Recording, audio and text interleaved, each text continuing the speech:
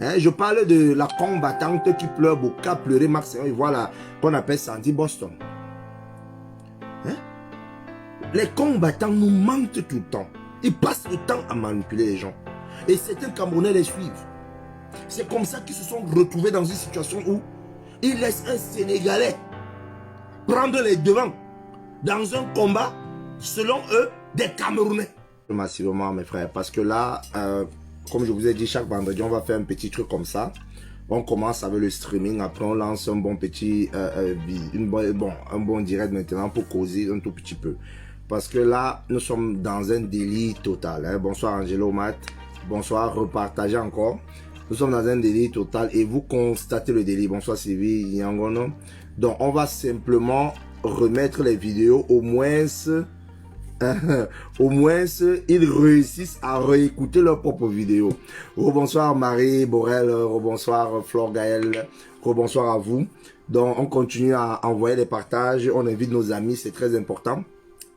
Vous avez vu, l'une des combattantes, bonsoir la Zoutique, soit la Zout, l'une des combattantes nous fait comprendre que sa mère travaille au PMUC et gagnait 4000 francs par mois. Les gars, le PMUC, au PMUC, nous-mêmes on sait, bonsoir Manpass, nous-mêmes on sait qu'au PMUC, les gars gagnaient bien leur vie, même les femmes qui étaient, les hommes qui étaient dans les kiosques, les gars gagnaient bien leur vie. Donc ça veut dire que la nièce de mes bengos ne peut pas venir nous dire que elle qui a vécu dans la maison de mes bengos, sa mère qu'elle raconte là, elle est morte depuis. Et c'est là où le père, voilà, bon je ne veux pas entrer dans sa vie, ça ne m'importe pas. C'est quel genre de mensonge comme ça, mes chers frères et sœurs. On peut bien comprendre que les gens soient dans un combat. Bonsoir Jeanne Barga. Ça c'est, déjà le combat n'est pas justifié. Donc je vous le dis direct, hein. C'est pas justifié, ce sont des conneries. Mais on peut encore comprendre leurs conneries. Voilà.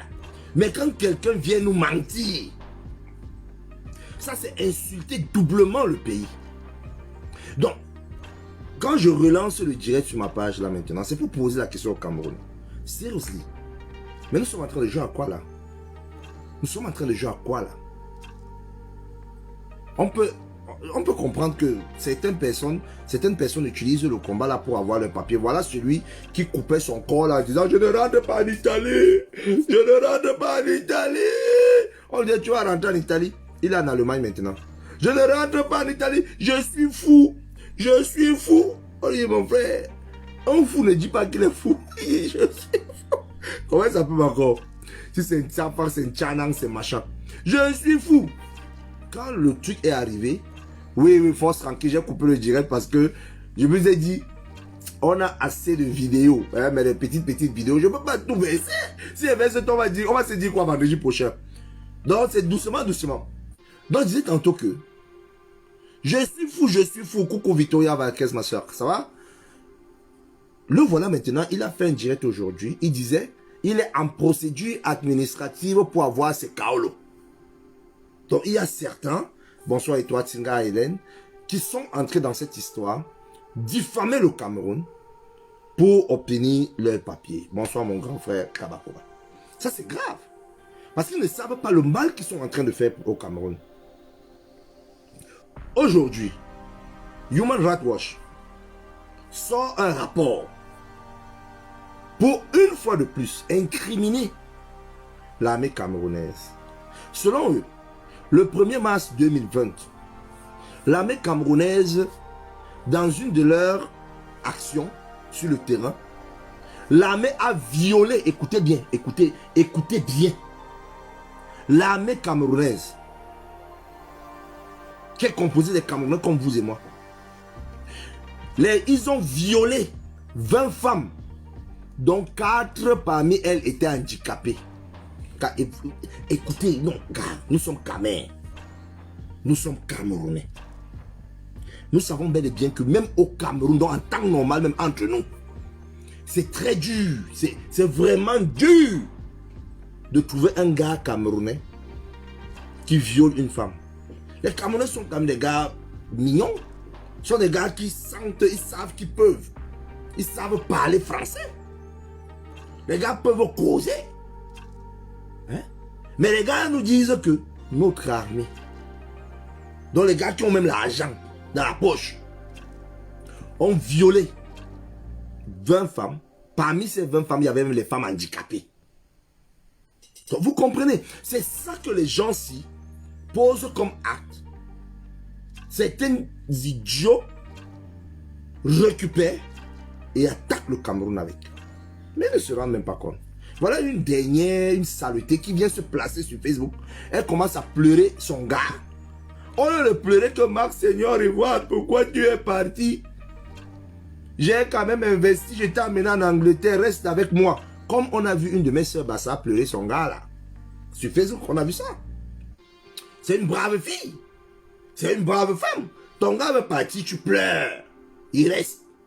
Ta copine ou ta femme veut partir, tu pleures, elle reste. Il n'y a pas de honte à ça. Il n'y a pas de honte à ça, gars. Tu aimes ta personne, tu défends ça comme tu veux. Gisèle Mbala, bonsoir ma soeur. Tu défends avec tes pleurs, hein, Alain Kingé. Tu ne gères personne. Oui, le gars l'a affiché, mais c'est pas un problème. Mais c'est un tour. Ange du bonheur, bonsoir. Donc, au lieu de pleurer son gars dans son coin, elle vient sur Facebook. Elle commence à pleurer. Bonsoir, Calice. Je vais passer ta part de direct vendredi prochain. Elle commence à pleurer ses conneries. Mais elle insulte l'État du Cameroun. Elle nous raconte qu'elle faisait le pain chargé avec le jazz. Hey, pain jazz. Ok, nous tous on a mangé le pain jazz. Mais tu ne peux pas la fois manger le pain jazz, faire le pain jazz, vendre le manioc à côté. Et le manioc pourri, tu le prends pour faire le bâton de manioc. Quand même, il ne faut pas nous insulter. Tu ne peux pas nous dire que ton père fait le clando. Ton père.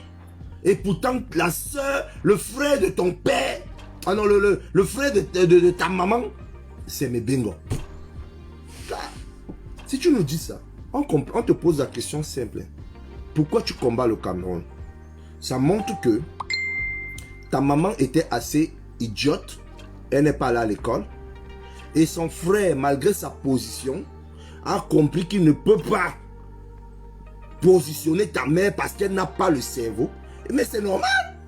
Ça entre dans votre politique de méritocratie. Ça entre dans votre politique de méritocratie.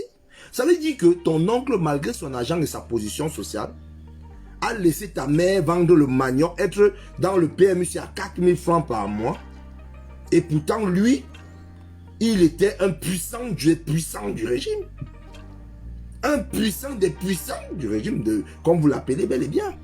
Donc vous comprenez que vous êtes dans une manipulation, un mensonge. C'est toi qui vendais le poisson braisé. Non, je dis mais le poisson braisé c'est vous. C'est toi qui vendais le jazz avec le haricot. Qui vendait le manioc. Et le manioc pourri comme bâton de manioc. Mais ton direct qui vient après, tu nous fais comprendre que tu es la femme la plus introduite dans la sphère gouvernementale camerounaise. Bonsoir, Cécile Meling. Tu es la femme la plus introduite dans la sphère du Cameroun. Que les ministres et les frères des ministres, les hauts gradés de l'armée camerounaise venaient manger chez vous. Je ne comprends pas. Avec les 4000 francs que ta mère gagnait là, les 4000 francs par mois que ta mère gagnait, elle nourrissait les hauts commis de l'État, mon frère. Mais vous voyez comment les gens des combattants là, hein, je parle de la combattante qui pleure beaucoup, qui a pleuré Maxime, et voilà, qu'on appelle Sandy Boston. Hein? Les combattants nous mentent tout le temps. Ils passent le temps à manipuler les gens. Et certains Camerounais les suivent. C'est comme ça qu'ils se sont retrouvés dans une situation où ils laissent un Sénégalais prendre les devants dans un combat, selon eux, des Camerounais. Ça, c'est la honte ultime. La honte ultime. Comment un Sénégalais peut venir se positionner, bonsoir Serge Bobson, et il dit aux Camerounais que c'est moi qui ai arrêté, qui a mis un point final par rapport au concert de Bendeka. C'est moi qui ai dit à l'organisateur, celui qui organisait le concert de Bendeka, que Bendeka ne va pas prester. Les gars, on se rend même compte de ce qui se passe. Donc un Camerounais, non un Sénégalais, vient vous inféoder dans votre propre combat. Et ce qui m'étonne, c'est que quand moi, vient se placer quand même devant les gens et dit, toi Calibri, quand nous étions en train de boycotter les artistes, n'est-ce pas, tu m'appelais grand frère? Toi, tu es Camerounais, mon frère. Un Sénégalais vient, il t'insulte. Tes propres frères camerounais sont en train d'applaudir. Et toi, tu viens devant les gens pour te justifier quand un Sénégalais t'insulte? Mais ça, c'est quelle bêtise, ça. C'est ça votre changement, en fait. Votre changement, c'est qu'on se retrouve dans un Cameroun où les Sénégalais peuvent... Hein? Annette Bila, tu me chantais. Que les Sénégalais peuvent nous dicter. Je ne comprends plus rien. Je ne comprends rien. Qu'est-ce que vous êtes en train de faire, les gars? Au début, quand moi, en tant que patriote, je me suis positionné que bon, écoute, on veut combattre les gars, les autres Camerounais de la basse parce qu'ils salissent notre pays. Je vous respectais, les gars. Je vous respectais. Même comme, il y a un autre là, comment il s'appelle encore? Bon, je vais parler de lui après. Je vous respectais. Mais après, vous prenez un Sénégalais qui dit par exemple que un Camerounais comme Wanto marche comme un gorille. Et vous êtes content. C'est vrai que moi ça va. Il dit que Wanto marche comme un gorille. Et vous êtes content. Hein?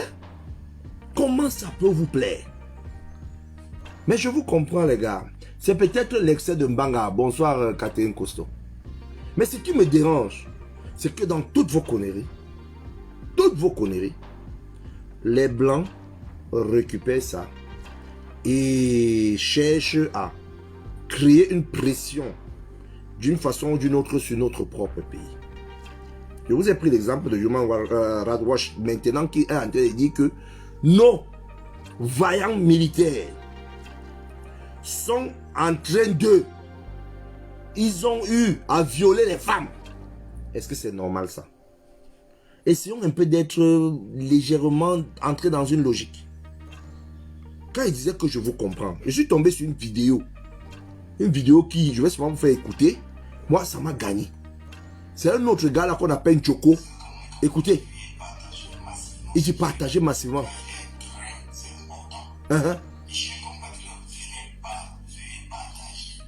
Vous connaissez Choco, non?